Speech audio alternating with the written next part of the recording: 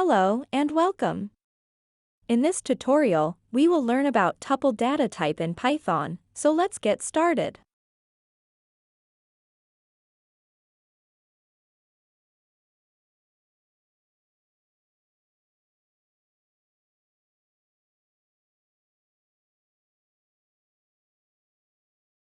We have seen that a dictionary maps two sets of data, and those two sets of data can be obtained from a list.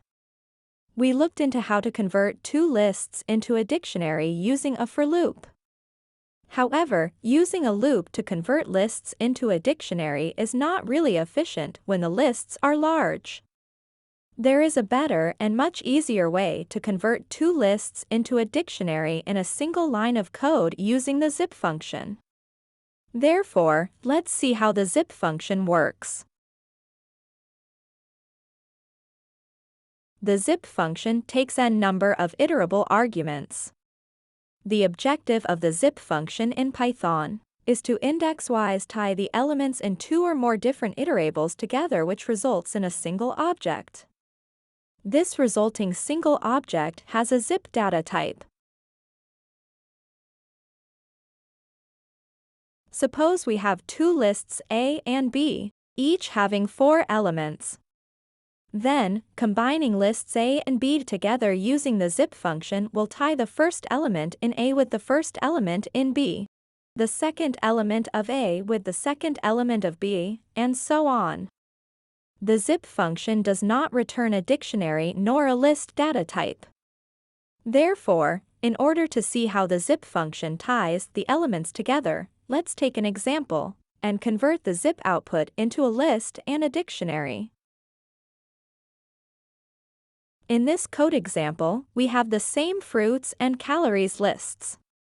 First, fruits and calories lists will be combined using the zip function, and the resulting output is assigned to the food content variable. As you can see in the output of the code, food content variable shows only a zip object output without the values. Next, we are demonstrating that a zip object can be converted to a list using the list function. As you can see in the output of the code, the result is a list, and each element in this list has joint values from the fruits and calories lists contained inside parentheses. Each element in this list is called the tuple.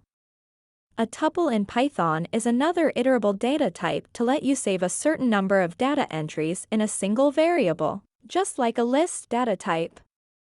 The main difference between a tuple and a list is that a tuple is immutable, which means that after creating a tuple, it will have a fixed length which cannot be changed later on, and its data entries cannot be modified, updated, or deleted. If you want your variable to be immutable, then just use a tuple, or use a list when you want a variable to be mutable. Note that lists use brackets, and a tuple use parentheses. In this example, we saw that a tuple consisted of 2 items only, but tuples can have any number of data entries just like a list. Next, we are demonstrating that a zip object can be converted to a dictionary using the dict function. As you can see in the output of the code, the result of this conversion is a dictionary that is similar to the one we obtained when we used a for loop. However, this conversion is obtained using only a single line of code. Now, if you print the type of the food content list variable, you will get a list data type. However, if you print the type of any element inside this variable, you will get a tuple data type. So, in a nutshell, this is the syntax of a tuple, and you can create an empty tuple using empty parentheses.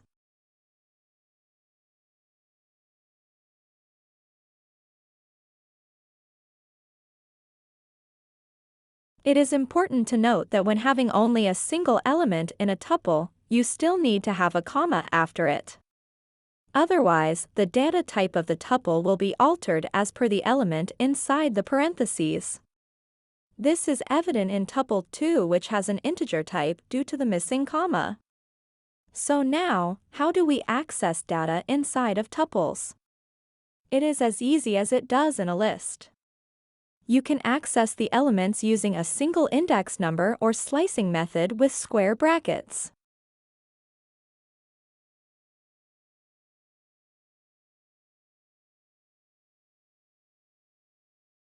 There are various tuple operations that you can make use of. First, you can check for the length or the number of element in a tuple.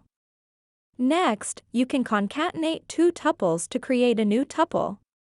This can be as a workaround for the immutable nature of tuples. This is done by using the plus operator, which should not be confused with the mathematical addition. Also, you can have repeated values in a tuple using the multiplication operator, which should not be confused with the mathematical multiplication. Next, you can check for membership using the in operator. The result will be of Boolean data type with true value if the element exists in the tuple, otherwise it will return a false output. Lastly, the element of a tuple can be iterated over just like a list since it is an iterable object. In this example, we are simply trying to print every element in the tuple using the for loop.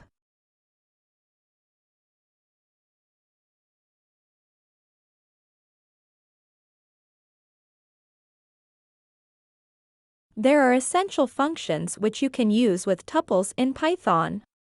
First, you can check the minimum value in a tuple using the min function. Next, you can obtain the maximum value in a tuple using the max function as well. Also, you can count the total number of occurrences of an element inside a tuple with the count function. The input argument of the count function is the item you wish to count.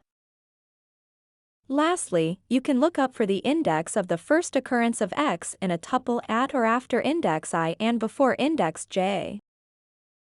Notice the syntax of the index method. There are two sets of brackets for I and j. Those brackets are not to be confused with a list data type. In function syntax, those brackets mean that specifying the values of I and j is optional. The reason why there is one set of brackets inside the other one is that we can have the option to specify I value alone without j, or specify both I and j. For the first example, we are looking for the index of the integer 1 in tuple 1. Because we did not specify I and j values, the index method will result in the index of the first occurrence of the integer 1, although we have multiple 1 integers in the tuple. Therefore, the index method will return index 0 since the first occurrence of integer 1 is at index 0. Now suppose we set the value of I to be index 1 without specifying the j value as in the second example. This means that the index method will search for integer 1 at and beyond index 1 till it sees the first occurrence of integer 1. In this case, the first occurrence of integer 1 at and after index 1 is at index 4. Now let us take a third example where we specify the values for both I to index 3 and j to index 7, and search for the integer 5. This means that we will search for the integer 5 between indices 3 and 7, so the first occurrence of integer 5 after index 3 and before index 7 is at index 6.